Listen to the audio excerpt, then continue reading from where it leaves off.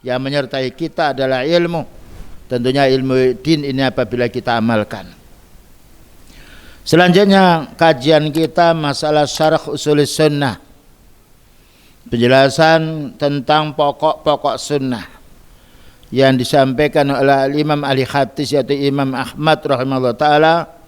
Penjelasan al-jihadu madhin ila yaumil qiyamah ma'al birri wal fajiri. Jihad itu maknanya kesungguhan mengerahkan tenaga. Dan nanti akan kami jelaskan makna jihad menurut bahasa bersungguh-sungguh. Tidak boleh malas. Sedangkan makna istilah adalah perang melawan orang kafir. Perang melawan orang yang menghalangi dakwah Islam. Itu jihad. Dan ini setiap orang yang mendakwakan sunnah mesti diperangi. Mulai dari Nabi Nuh alaihissalam sampai Rasulullah sallallahu alaihi wasallam, tidak ada para nabi yang tidak mendapatkan tantangan dari umatnya. Tatkala mereka menyampaikan yang hak. Hanya saja kalau zaman dulu yang merintangi dakwahnya para utusan orang kafir. Tapi sekarang aneh. Yang merintangi dakwah sunnah ini orang yang mengaku dia muslim. Nah, karena apa? Keislamannya bukan hanya difahami dengan dalil, tapi keislamannya hanya Islam KTP kalau orang sekarang. Sebab kalau mereka mengerti Islam yang sebenarnya tidak mungkin akan merangi saudaranya sendiri. Bukankah Allah mensifati ya orang mukmin, innamal mu'minuna ikhwah. Orang mukmin itu bersaudara, ya, bersaudara bukan bermusuhan. Kalau ada musuh itu berarti masih diragukan keimanannya. Dan inilah ujian yang Allah Ta'ala berikan kepada kita. Setiap pejuang mesti ada musuh yang tidak senang. Tapi kalau kita tetap bersabar, memohon kepada Allah, membela agama Allah, maka Allah akan menolong orang-orang yang istiqamah ikhlas menjalankan ibadah. Siapa nabi yang tidak ditolong oleh Allah? Padahal nabi yaitu Musa musuhnya yaitu Fir'aun. Nabi Ibrahim musuhnya banyak sekali yaitu raja-raja yang kufur, tetapi Allah tetap menolong hambanya yang beriman. Karena itu sudah janji Allah Ta'ala, ya ayyuhalladzina amanu in tansurullaha yansurkum. Wahai orang beriman, kalau kamu menolong agama Allah Ta'ala, aku akan tolong. Dengan syarat kalau kita ikhlas menyampaikan ilmu ini. Dan kita amalkan ilmu ini dan kita dakwakan dengan penuh kesabaran. Jadi al-jihad itu ada dua. Jihad dengan menyampaikan ilmu. Ya, makanya orang menyampaikan ilmu mesti ada tantangan. Dan ada jihad yang berupa fisik. Ketika mereka melawan kaum muslimin dengan fisik, kita lawan dengan fisik. Tatkala mereka menyerang dengan subhat, kita bantah subhat mereka. Sampai kapan jihad ini madin berlalu ila yaumil qiyamah, sampai hari kiamat. Selagi kita mempertahankan Islam mesti banyak resiko-resiko. Tapi kita mengingat bukan melihat sengsaranya, tapi melihat pahala yang Allah berikan bagi orang berjuang.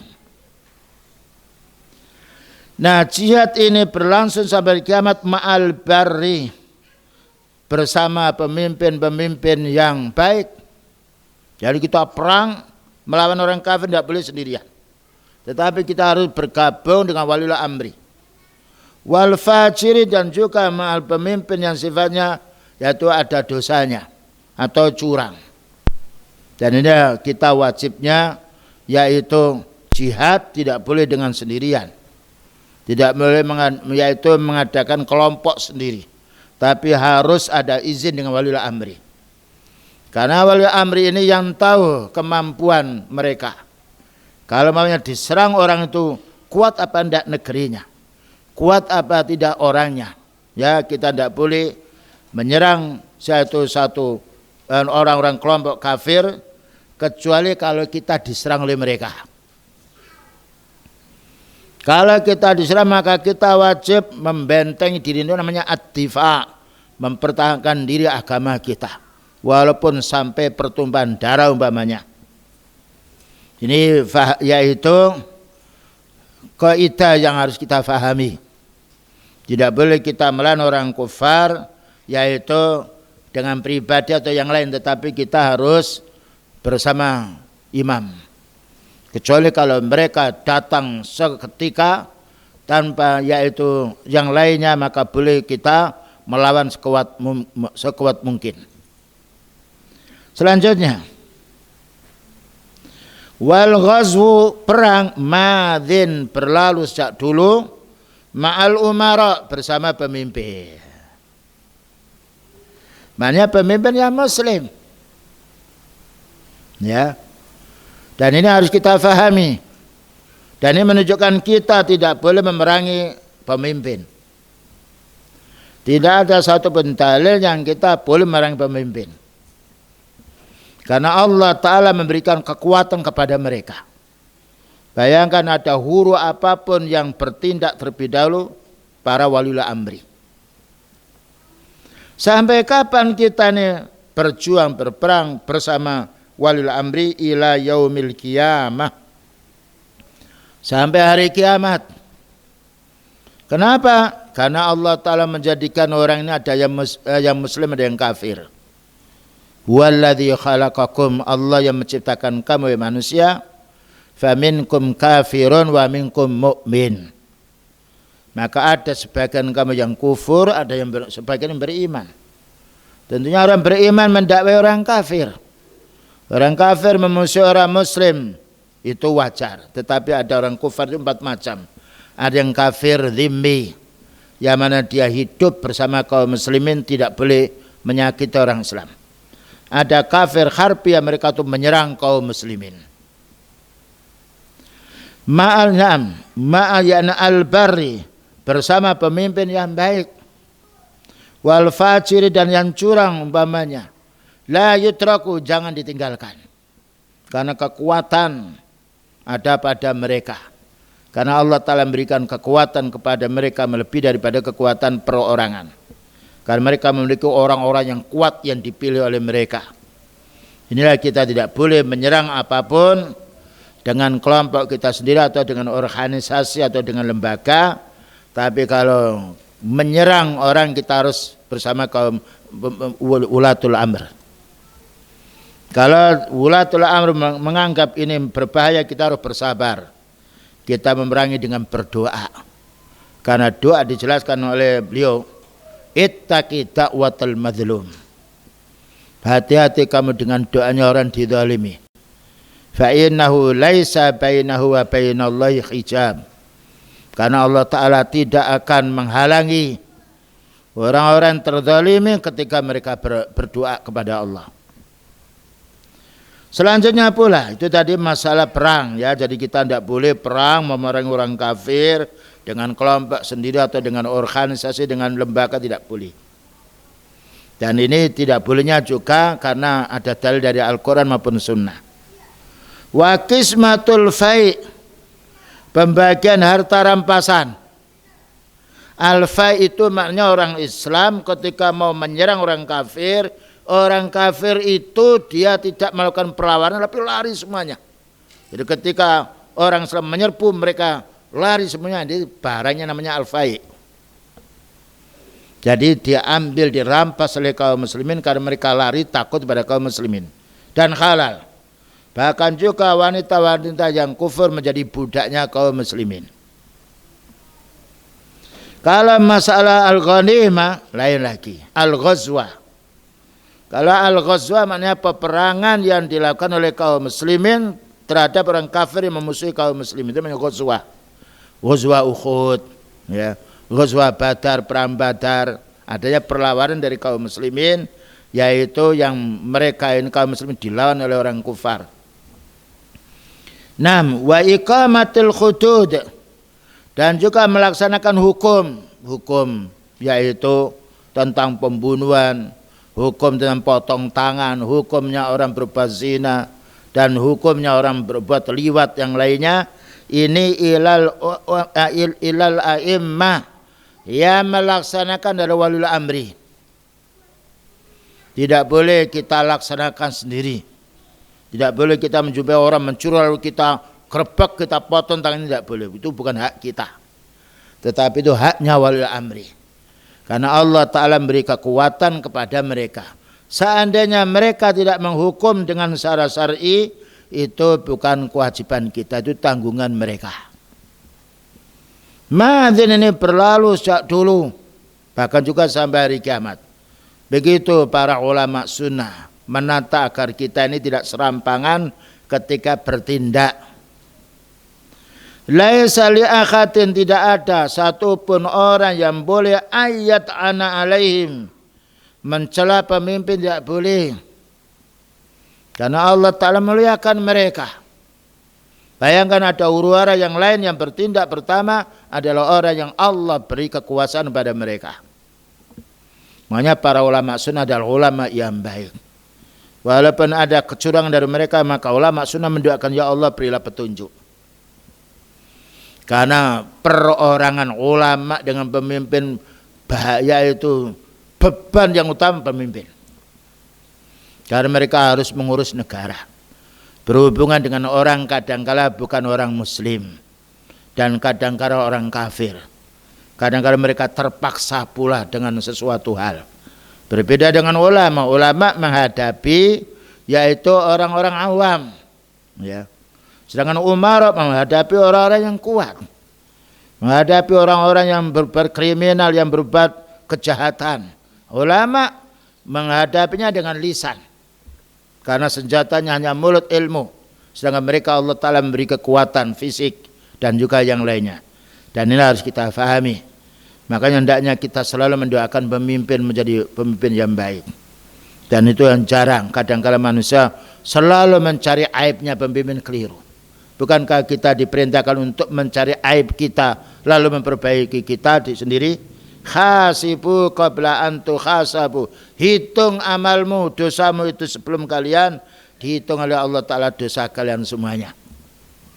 Dan ini pelajarannya, manhajnya, prinsipnya ulama sunnah. Tidak seperti orang ahli bid'ah atau orang yang mereka mendapatkan semangat yang kuat tapi tanpa ilmu. Jadi karena apapun tindakan mereka, walaupun mereka kelompoknya banyak, masih kalah dengan waliul amri. Karena Allah Ta'ala telah memberi kekuatan kepada mereka. Dan itu kita saksikan di dalam dunia kita. Wala yunazi'uhum, dan jangan sampai kita ini keluar dari pemimpin, tidak boleh. Mencela pemimpin lewat media sosial atau yang lain tidak boleh. Karena kita pun pekerjaan kita tidak semisal yang mereka lakukan. Seandainya mereka ada suatu dosa atau kekeliruan dari melangkah, dia maafkan dia. Dengan dasar hadis, idza ijtahadal hakimu fa akhta'a falahu ajrun. Kalau seorang hakim memimpin, dia beristilah keliru, satu pahala. Wa in asaba falahu ajrani. Jika benar maka dia mendapatkan dua pahala. Lihat para ulama sunnah tidak ada yang mendemo, unjuk rasa, mencaci. Dan lihat para ulama sunnah sekarang berdakwah banyak sekali. Lisannya baik dan juga lisan menyejukkan umat. Membacakan ayat Al-Quran, membacakan hadis. Dan itulah kita lihat Imam Bukhari rahimahullah ta'ala. Manusia seperti kita, tapi karena Allah melebihkan ilmu, menjadi paling baiknya orang. Imam Muslim, Imam Abu Dawud, Tirmidzi, Nasai, Ibnu Majah, Imam yaitu Nawawi yang lainnya. Tidak ada tulisan mereka yang menyerang kepada waliul amri. Tetapi kita disuruh bersabar, suruh mendoakan yang baik. Dan kitab-kitab mereka tertulis, diterjemahkan. Itulah panutan kita. Yang mana beliau berpesan, alaikum bisunnati. Kamu wajib mengikuti sunnahku dan sunnah khulafai rasyidin. Sunnahnya para penggantiku, yaitu Abu Bakar, Umar, Utsman dan Ali, dan juga para sahabat sesudahnya. Kalau kita kembali kepada manhaj Ahlussunnah wal Jamaah, kita itu tenang. Dan juga masyarakat pun juga tenang.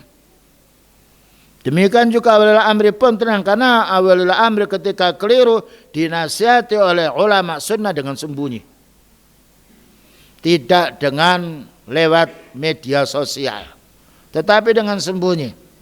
Sebagaimana banyak hadis yang kita yaitu fahami bersama, kalau kita memunasihati pemimpin harus tidak didengar orang lain, tetapi kita harus muwajahah dengan cara yang baik. Selanjutnya pula, wa daf'us shadaqati ilaihim jaizun nafidatun. Boleh kita menyerahkan zakat kita, zakat mal atau zakat perdagangan atau zakat emas kepada walil amri, boleh. Jaizatun nafidatun, boleh, dan itu terlaksana. Seandainya mereka tidak menarik kita, kita punya emas, kita wajib keluarkan sendiri. Tapi seandainya mereka walil amri mengambil yaitu zakat untuk dibagikan kepada orang-orang miskin, itu hak mereka. Tapi alhamdulillah di negeri kita punya kesempatan untuk menuangkan zakat kepada fakir miskin. Tidak diambil oleh mereka. Adapun mereka yaitu mengambil satu pajak atau yang lain karena kebutuhan mereka banyak sekali, melebihi daripada kebutuhan kita sendiri. Wa man tafa'a ilaihim, barang siapa yang membagikan, menyerahkan zakatnya, menyerahkan infaknya pada fakir miskin kepada ulil amri, ajza'at, cukup, boleh. Barran, baik yang mereka jadi ulil amri ini adalah orang yang jujur, au kana fajirun, atau orang yang tidak jujur. Karena hak mereka dan itu tanggung jawab mereka. Begitu para ulama sunnah kaum muslimin wal muslimat ya, memuliakan walil amri yang muslim adalah bagian daripada akidah. Wa salatul jum'ati, kita wajib salat Jumat khalfahu, ketika diimami oleh walil amri. Terkadang kita itu su'unidzon dulu, karena banyak dosanya, kita pun juga banyak dosa. Tidak ada manusia yang tidak punya dosa. Cuma beban yang mereka pikul lebih berat daripada beban pribadi. Dan itu kita rasakan sendiri. Satu contoh, kalau kita sendirian beban kita lebih ringan daripada kita punya istri. Beban kita lebih berat lagi kalau kita punya anak, punya cucu. Barang kan berapa jumlahnya itu. Sedangkan wali amri bukan 10 orang yang menjadi ya tanggung jawab mereka, ratusan bahkan ribuan. Seandainya ada ijtihad yang keliru, maka Allah Ta'ala memaafkan. Idza ijtahadal hakimu fa akhta'a falahu ajrun. Apabila seorang pemimpin dia berijtihad keliru, maka dapat satu pahala. Karena kekeliruan itu bukan karena mereka sengaja, tapi karena ruwetnya masalah yang dihadapi. Karena itu kita hendaknya mendoakan kepada para pemimpin kita akan mendapatkan petunjuk. Dan baiknya mereka, baiknya umat. Inilah yang sering kita lupakan. Para ulama sunnah yaitu dari kalangan para tabi'in, ya, tabi'in ahli sunnah mendoakan. Seandainya saya ini tahu doaku ini dikabulkan oleh Allah Ta'ala, aku akan peruntukkan untuk imam. Subhanallah.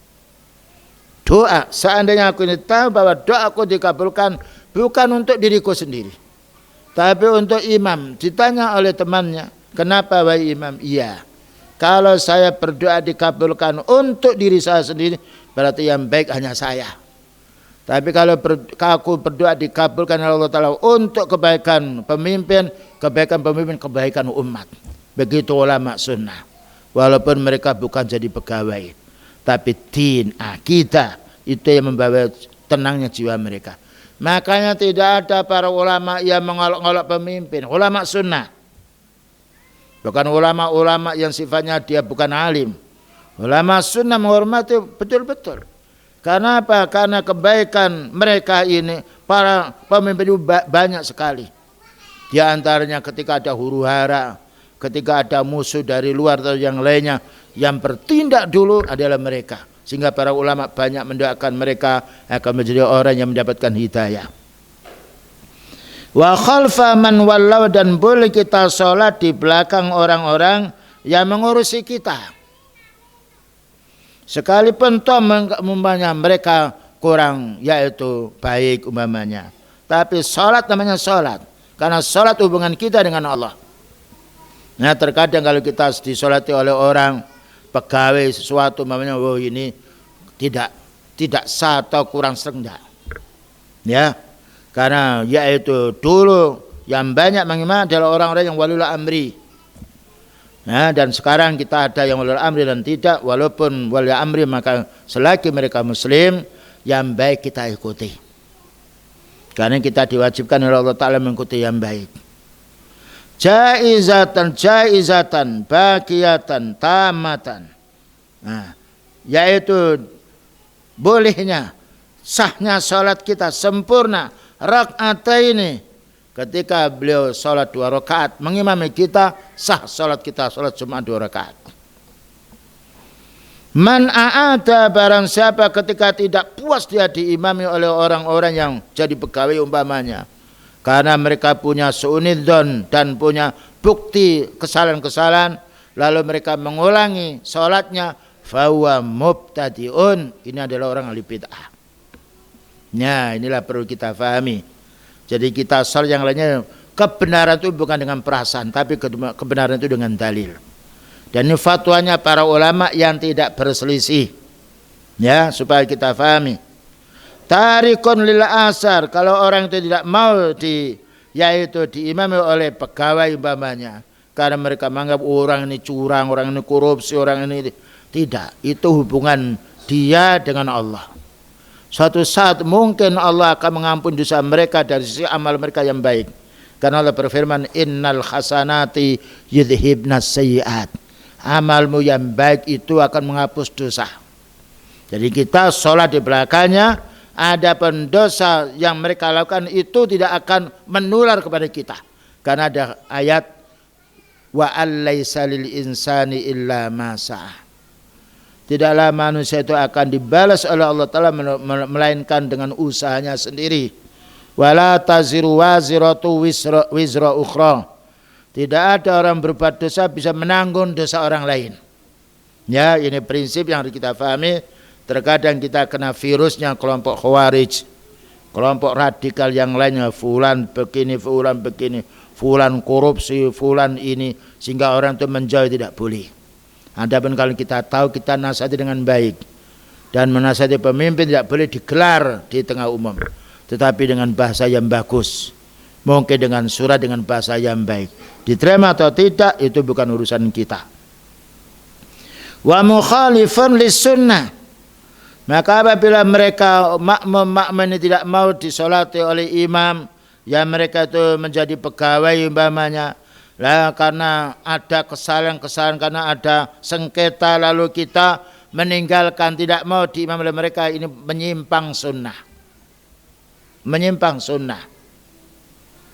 Laisa lahu min fadlil Jumat, dia tidak akan mendapatkan pahalanya salat Jumat kalau mereka meninggalkan salat Jumat ketika diimami oleh mereka, dan karena imamnya dibenci, tidak boleh.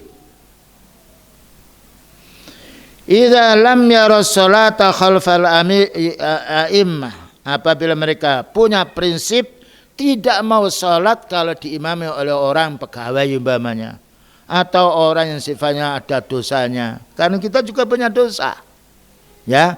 Kalau ada kesalahan mereka itu Allah Ta'ala menghukum mereka sendiri. Bahkan bisa jadi Allah akan mengampuni kesalahan mereka dengan amal baik mereka, dengan perjuangan mereka, dengan membantu orang lain, dengan mempermudah urusan orang lain, ya. Ini supaya kita tetap menjadi baik. Sebab kalau kita memuliakan pemimpin, mereka akan sejuk hatinya, dan mereka juga akan senang dengan kita. Tapi kalau kesalahan pemimpin dicari terus, maka mereka akan bertindak, karena mereka memiliki kekuatan yang mengalahkan kekuatan yang lainnya. Ini harus kita pahami. Man kanu barrahum wa fajirum, baik mereka menjadi imam, menjadi orang yang baik, alhamdulillah. Atau orang itu kurang baik, umpamanya hutang belum dibayar, atau mengambil haknya orang lain, ini urusan pribadi, bukan urusan kita. Karena orang sholat di belakang imam, dan tidak bisa orang yang makmum ini akan memikul dosanya imam.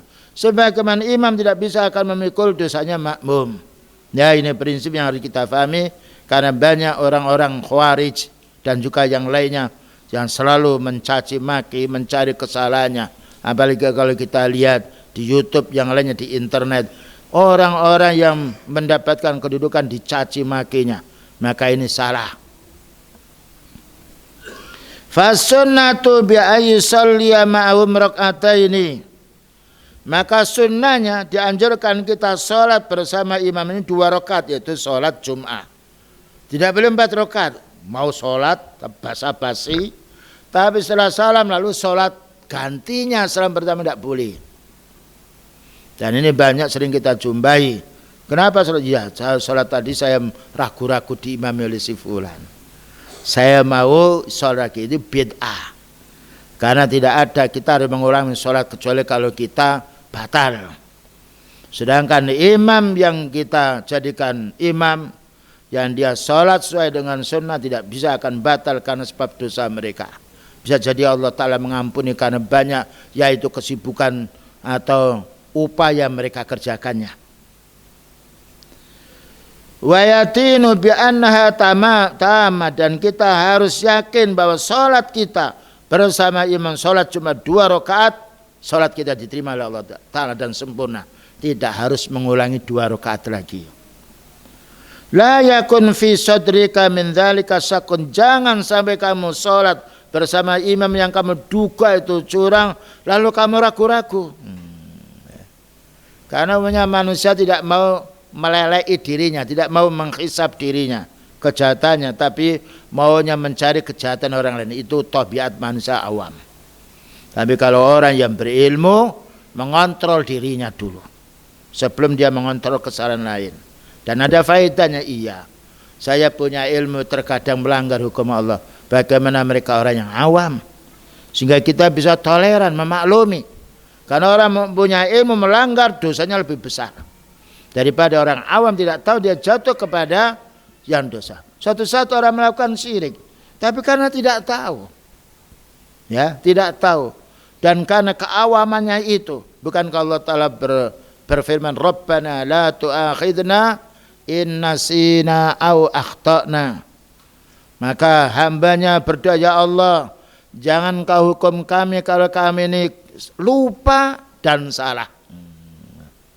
Lupa itu ingat, tapi saat mengerjakan dia tidak ingat. Salah karena dia tidak tahu hukum. Bayangkan, bukankah ada sahabat yang sholat menghadap selain dari kiblat karena tidak tahu. Tapi karena Allah Ta'ala Maha tahu ini tidak tahu dia kiblat, maka dan dia niat untuk menghadap kiblat, maka masing-masing sholat mereka diterima oleh Allah. Inilah kemurahan dari Allah Ta'ala untuk hambanya yang keliru, yang tidak sengaja, tetap mendapatkan pahala dan dia ampuni dosanya. Nah, selanjutnya penjelasan dari Syekh Rabi' hafizahullah ta'ala, ba'daha wal ghazwu madhin ma'al umara ila yaumil qiyamah, bahwa perang itu kita wajib bersama pemimpin sampai hari kiamat. Al barra wal fajir, baik menjadi pemimpin itu orang yang baik atau kurang baik, madamal jihadu madhan ila yaumil qiyamah, katanya Syekh di sini. Selagi jihad ini berlangsung terus sampai hari kiamat, fayajibu an nujahida tahta rayatil imam, maka kita wajib perang ini dengan payung dari waliul amri. Ya. Kalau karena waliul amri dia yang tahu ini kekuatan negerinya, kekuatan tentaranya. Awil fajir, atau imam itu kurang kita senangi karena ada kemaksiatan, tapi imam memiliki ketinggian derajat dia. Ada huru apapun mereka yang bertindak dulu. Wa fi'lu hadza salafi, dan inilah yang dikerjakan oleh ulama salaf. Ka Ibnu Mubarak, Abdullah bin Mubarak, seorang tabi'in. Maka mereka ini ikut salat di belakang imam. Ya, yang imam ini lebih kurang ilmunya daripada makmumnya. Wal Auza'i, dan juga Imam Auza'i, Imam Ahli Sunnah. Wa Ahmad bin Hanbal, subhanallah, Imam Ahmad bin Hanbal dihukum oleh waliul amri karena tidak mengatakan Al-Quran itu makhluk. Ya. Kita sekarang enak, Al-Quran kalamullah ghairu makhluk, bebas, kita tidak ada hukuman.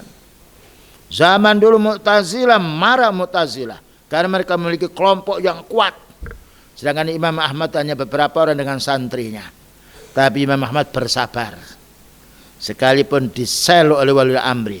Karena Imam Ahmad tahu wali amri ini tidak punya ilmu. Ini adalah fitnahnya dari kelompok yaitu Mu'tazilah. Dengan bersabar itu ternyata wali amri memberi kelonggaran untuk dikeluarkan Imam Ahmad dari penjara. Subhanallah. Ya, ini jalan keluar bagi orang yang mengikuti ahli sunnah. Wa ghairuhu wa yakhrujuna ila sughuri wujahiduna takhta liwa'i daulah al-Abbasiyah, yang mana mereka ini berjihad yaitu membela agama Allah Ta'ala dalam daulah al-Abbasiyah. Wa qismatul fai, pembagian yaitu harta rampasan yang diperoleh oleh kaum muslimin ketika perang orang kafir lari takut kepada kaum muslimin. Wa iqamatil khutut, dan penegakan hukum had, hukum rajam, hukum orang mencuri dipotong tangannya, hukum orang yang berzina yang belum menikah dicambuk 100 kali dan diusir, dan yang lainnya.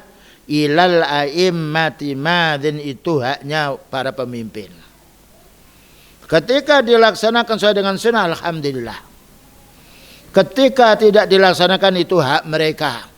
Dan kita harus bersabar mohon kepada Allah. Laisa li akhatin ayat ana alihim, tidak boleh siapapun ulama atau orang awam mencela para pemimpin, tidak boleh. Wala yunazi'um, dan tidak boleh menggulingkan, melengsarkan, tidak boleh. Ya, ini harus kita pahami. Ini ulama Imam Ahmad rahimahullah, ulama sunnah, bukan pegawai negeri beliau ini, ahli hadis. Tetapi karena landasan ayat-ayat dan hadis disampaikan dengan begitu leluasa agar manfaat ilmunya di tengah masyarakat secara umum.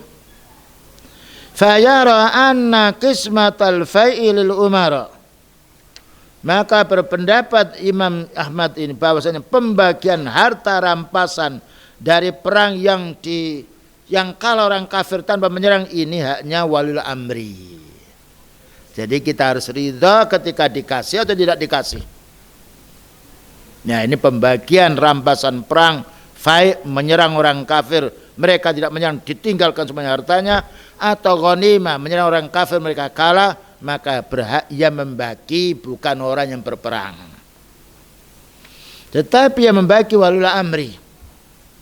Dan kita tidak boleh ketika ada rampasan perang menyembunyikan sendiri, ya. Saya berangkat senjata, pakai senjata, kamu hanya pakai tenaga lalu mengambil banyak, tidak boleh. Serahkan semuanya. Dan yang membagi nanti waliul amri. Dan inilah hal yang harus kita fahami.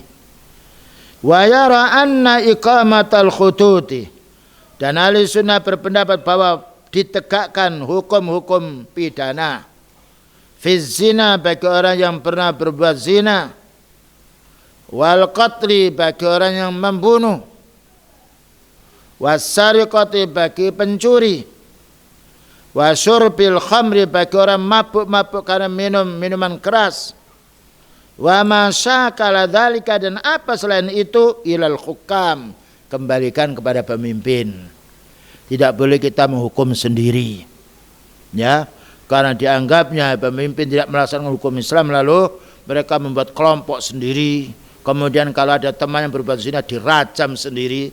Sebagaimana waktu yang lalu telah kita jumpai, saudara sendiri dirajam, tidak boleh. Ini haknya ulul amri. Demikian juga yang berhak membunuh, orang melakukan pembunuhan, waliul amri. Kalau amri tidak melakukan, kita bebas dari tanggungan, kan itu tanggungan mereka. Demikian juga mencuri, menurut Islam dipotong. Menurut amri tidak, kita serahkan kepada mereka. Karena kekuasaan pada mereka. Dan kita harus bersabar.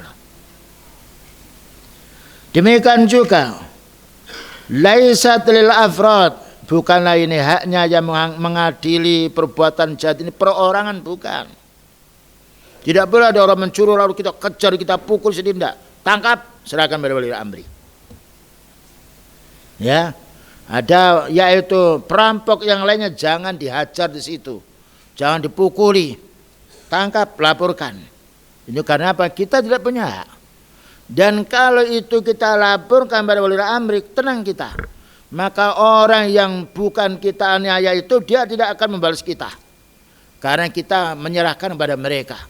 Tapi kalau seandainya dari orang yang dirampok itu, lalu dia membunuh merampok tersebut dengan beberapa orang, maka mereka akan juga mengecam kita dan juga akan mengancam. Karena apa? Manusia yang ditakuti di dunia ini adalah wali amri. Ya, ini harus kita fahami. Kemudian juga berikutnya pula, wa inna ma yatawallal amra fi dzalikal hakimu. Yang berhak mengurusi semua urusan ini adalah hakim. Jadi maksudnya pemerintah hakim itu. Lianna hadza haqquhu karena adalah haknya mereka. Wali anna tawallil afrati dan karena kalau diurusi oleh perorangan kejahatan-kejahatan ini awit tawafi atau kelompok-kelompok lihadzal asya'i diurusi sendiri tidak mau lapor pada wali amri, apa yang terjadi? Yu'atti ila safakid dima, akan terjadi pertumpahan darah, perang mereka sendiri. Nah, inilah perlunya kita ada suatu huru-hara apapun di masyarakat kita lapor. Dan alhamdulillah Allah Ta'ala memberi kekuatan pada mereka. Setiap saat ada di pos-pos orang-orang yang sifatnya Allah Ta'ala beri amat mereka 24 jam. Dan ada telepon beritahu mereka. Dan itu kita tenang. Dan daripada kita urusi sendiri, belum tentu kita menang. Bahkan kalau kembali kepada wali amri itu kita merasa ringan. Karena beban yang kita terima ini ada orang yang mewakili kita untuk mengurusi mereka. Subhanallah ya ikhwan.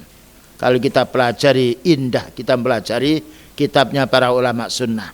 Ternyata yang kita bayangkan di masyarakat ini banyak yang menyelisih sunnah. 6. Wa yu'atti ila fitanin, bahkan juga menuju kepada fitnah yang banyak. Kalau diurusi sendiri maka akan dendam satu sama lain.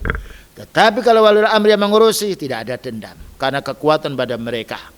Dan itu telah kita saksikan sendiri. Ketika pencuri ditangkap oleh mereka dan juga pembegal ditangkap oleh mereka, aman kita. Tapi kalau pembegal diurusi oleh perorangan atau kelompok, akan perang kelompok dengan kelompok dan tidak menjadi kebaikan, malah jadi kekacauan dalam satu desa.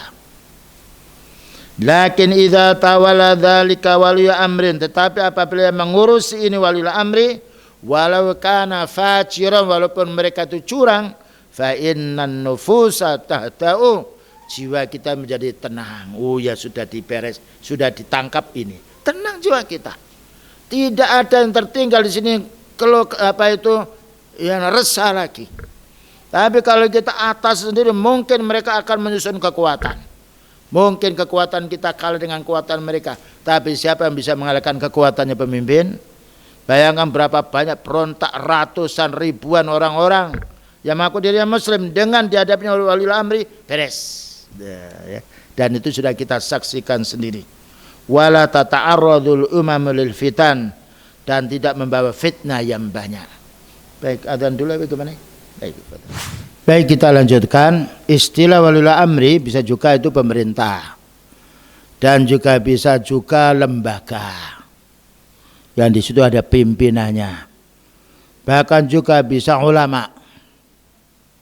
Kalau ulama adalah wali amri dalam masalah urusan din, ia mengenai yaitu membahas masalah halal dan haram. Sedangkan wali amri membahas masalah kerusuhan. Makanya hendaknya wali amri itu kerjasama dengan ulama.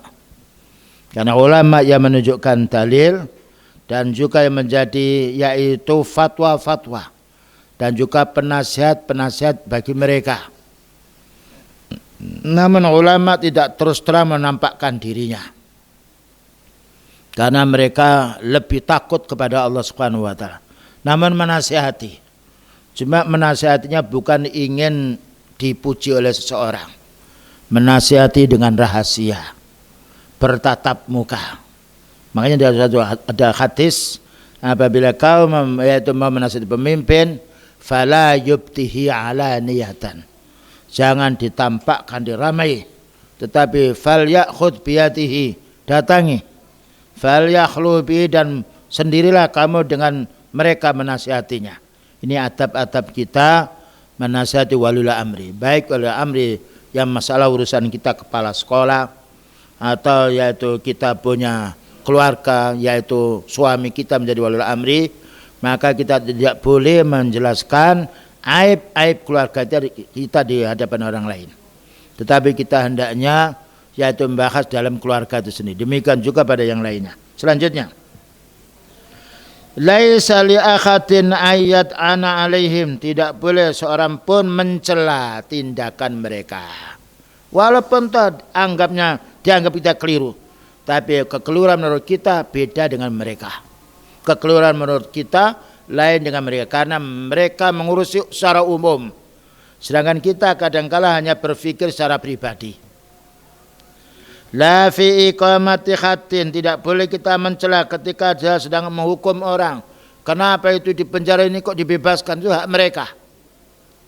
Wala fi kismati fa'in, dan juga di dalam pembagian sesuatu, si fulan dikasih ini kok tidak, atau pembagian sembako, atau juga pembagian mungkin sumbangan desa yang lainnya, kita harus bersabar. Ya, karena kita disuruh mentaati yang baik. Kalau kita menasihati harus rahasia, tidak boleh kita menghibah, karena itu akan menjadi yaitu gelisahnya masyarakat. Kama fa'ala dzul khuwaisirah, bagaimana dilakukan oleh kelompok Khawarij. Kelompok Khawarij itu pekerjaannya mengungkit-ungkit, mencari kesalahannya waliul amri. Sedangkan orang muslim menutup hal-hal yang menjadi sebab yaitu resahnya masyarakat. Menasihati yaitu dengan lembut, bahkan juga berdoa di hadapan Allah supaya yaitu mendapatkan petunjuk dari Allah Ta'ala. Wa daf'us shadaqati ilaihim jaizatun nafidatun, membagikan zakat kita kepada waliul amri itu boleh, walaupun tidak kita bagi sendiri. Li'annal hakimal muslima, karena seorang hakim yang muslim lahu ayyajtahida fi kismatil faid, dia berhak untuk membagi yaitu bagian daripada rampasan perang, atau siapa yang berhak untuk mendapatkan bantuan-bantuan. Seandainya kita lihat mereka mendapatkan sembako, ini kok banyak, ini sedikit, kita harus bersabar. Ya, man ra'a min amirihi syai'an yakrahuhu falyasbir, itu hadis Muslim. Man ra'a min amiri, barang siapa melihat tingkah lakunya pemimpinnya kurang baik, kita disuruh fal yasbir, bukan disuruh fal yudhoir, tidak, disuruh bersabar. Ya, inilah yaitu wasiat beliau sallallahu alaihi wasallam sebagai imam kita. Naam. Wa daf'us shadaqati ilaihim jaizatun nafidatun, kita serahkan zakat kita kepada waliul amri itu boleh. Man taf'iha ilaihim ajza'at anhum, man tafa'ha, barang siapa yang membagikan zakatnya kepada waliul amri sudah sah. Wa hadza madhhab Imam Ahmad, subhanallah, wa madhhab Imam Syafi'i. Naam, tetapi mereka yufarriquna baina zakatil zahir wa zakatil batin. Para ulama Imam Ahmad dan Syafi'i berbeda pendapat. Zakat-zakat zahir seperti zakat fitrah, zakat mal, itu diberikan pada mereka. Kita serahkan pada mereka. Namun yaitu zakat yang sifatnya berupa emas, yang kitanya tahu berapa emas yang kita miliki, 82 gram atau 85 gram, kita wajib mengeluarkan 2,5 gram. Lah itu kita yang mengeluarkan. Karena waliul amri tidak tahu. Seandainya waliul amri tahu bahwa ini fulan punya harta sekian, maka wajib diambil sekian untuk dibagikan, itu haknya waliul amri. Ya. Wa zakatil batin, dan juga zakat yang sifatnya rahasia yang tidak diketahui oleh waliul amri. Umpamanya kita punya yaitu tanaman, kalau sudah yaitu khamsa ausak harus mengeluarkan zakatnya. Nah, kita mengerjakan, yang mengeluarkan, kita bagikan menurut hal orang-orang yang berhak untuk menerima. Tidak harus waliul amri. Tapi kalau waliul amri yang mengambil korbannya sekali, maka itu hak mereka. Dan dibagikan kepada siapa, kita tetap lepas diri dari tanggungan. Wa yarawna anna zakat adz-dzahir li walil amri. Dan para ulama sunnah Imam Ahmad, Imam Syafi'i berpendapat zakat yang zahir seperti zakat fitrah. Nah, ya. Kemudian juga zakat-zakat tentang barang dagangan yang mereka bisa menotalnya, maka ini haknya ulil amri. Mereka yang berhak untuk menarik kita harus bersabar. Wa amma zakatul batin, adapun zakat yang tersembunyi, mislul dzahab, seperti emas. Kalau kita punya emas 85 gram, wajib 2,5% kita keluarkan. Dan wali amri kadang-kala tidak tahu, ya kita yang harus mengeluarkannya. Dan boleh kita serahkan kepada wali amri atau kita serahkan kepada fuqara masakin di sebelah tetangga kita. Wal fiddati, dan juga zakat perak. Wa urudit tijarah, dan juga zakat perdagangan 2,5%. Maka ini boleh kita bagikan sendiri. Hadhihi li nafsin man yamlikun nisaba minaz zakat. Ini untuk orang yang dia sudah memiliki nisab zakat. Ini perlunya kita orang kaya hendaknya memperhatikan, saya ini sudah kewajiban zakat atau belum. Ya, kalau sudah kewajiban harus dikeluarkan sendiri. Tetapi kalau wali amri meminta, kita serahkan kepada mereka karena mereka yang berhak membagikannya. Kalau tidak, maka kita harus menyerahkan sendiri kepada orang yang berhak menerimanya.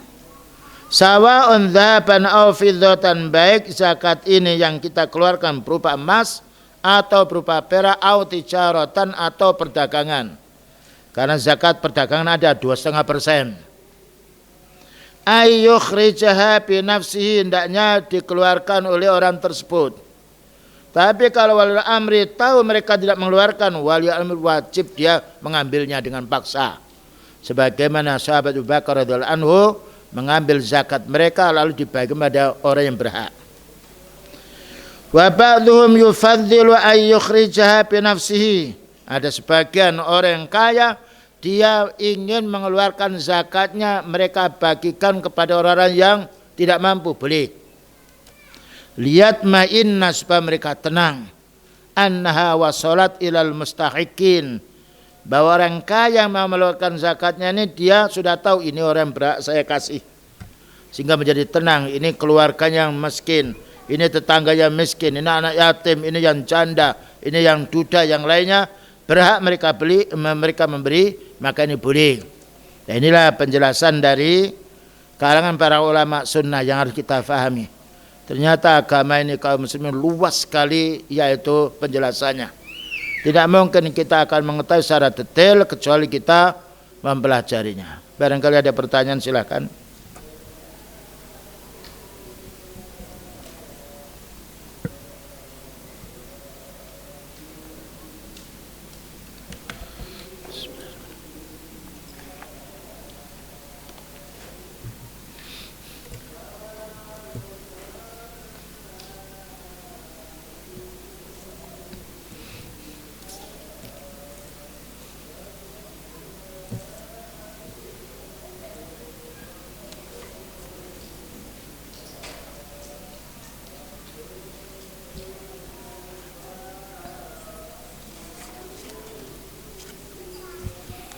Baik, karena tidak ada pertanyaan, kami rasa cukup sekian. Wassallallahu ala nabiyyina Muhammadin wa ala alihi washabihi wasallam. Subhanakallahumma bihamdika asyhadu an la ilaha illa anta astaghfiruka wa atubu ilaik.